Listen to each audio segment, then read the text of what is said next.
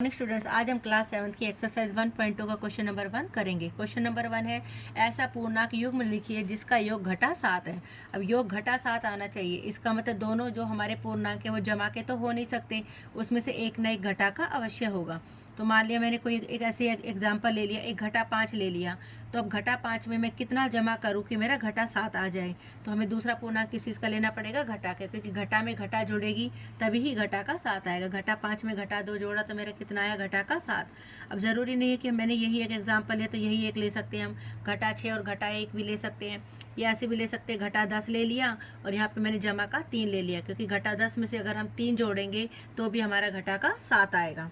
अब दूसरा एग्जाम्पल है हमारा, अंतर घटा का 10 है, यानी दोनों का अगर हम अंतर करें, उनको घटाएं तो हमारा घटा का 10 होगा। तो मैंने एक एग्जाम्पल लिया है घटा 13, घटाना है उसमें से कुछ भी, जो अगर हम वो घटाएं तो मेरा 10 आना चाहिए, वो भी घटा का।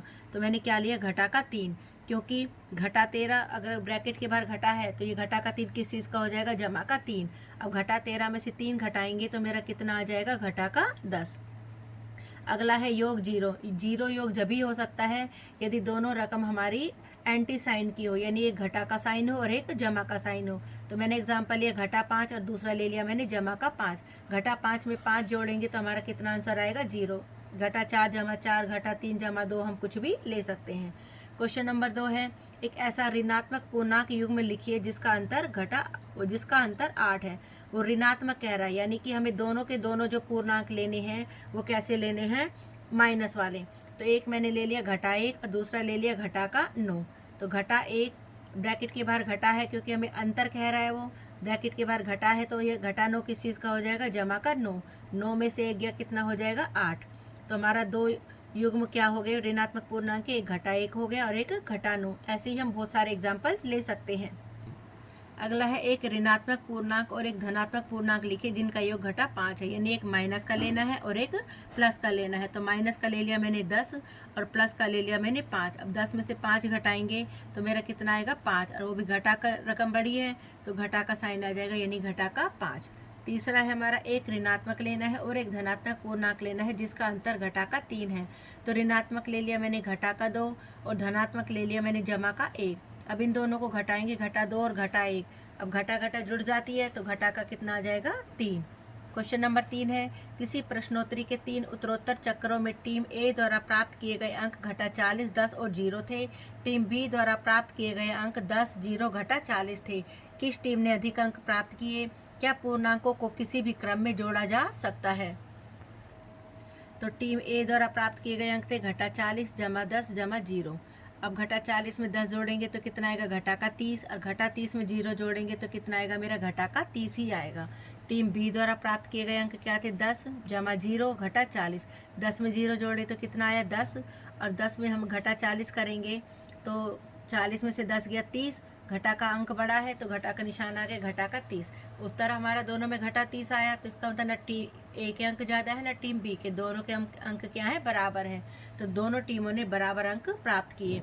इसका मतलब हम पूर्णांकों को किसी भी क्रम में जोड़ सकते हैं। संख्या यदि वही है तो आगे पीछे अगर हम करें तो उत्तर पर हमारा कोई भी फर्क नहीं आता, यानी हम पूर्णांकों को किसी भी क्रम में जोड़ सकते हैं। क्वेश्चन नंबर 4 है, घटा 5 जमा घटा 8 बराबर घटा 8 जमा। अगर बराबर का निशान है तो जो चीज़ इधर है वही चीज़ इधर भी होनी चाहिए, तभी तो बराबर होगा।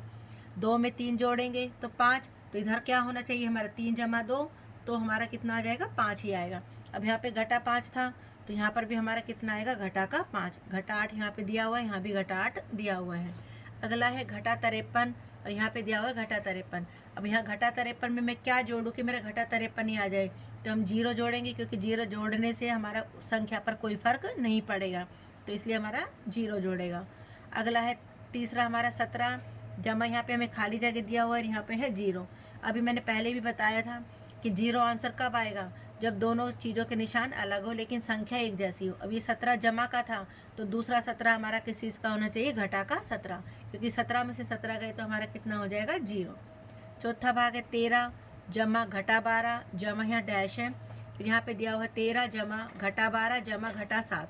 अब यहाँ देखो ये 13 ये वाला रहा, ये घटा 12 ये वाला रहा, यहाँ पर ये घटा 7 फालतू दिया हुआ है, तो इसका मतलब यहाँ पर जो तीसरी संख्या है वो क्या होनी चाहिए, घटा का 7। पाँचवा है हमारा घटा 4 जमा 15 जमा घटा 3, इधर दिया हुआ है घटा 4 जमा 15, घटा 4 और 15 तो ये रहे हमारे, ये घटा का 3 बच गया, तो यहाँ पर जो तीसरी संख्या है वो हमारी क्या आनी चाहिए, घटा का 3। Thank you.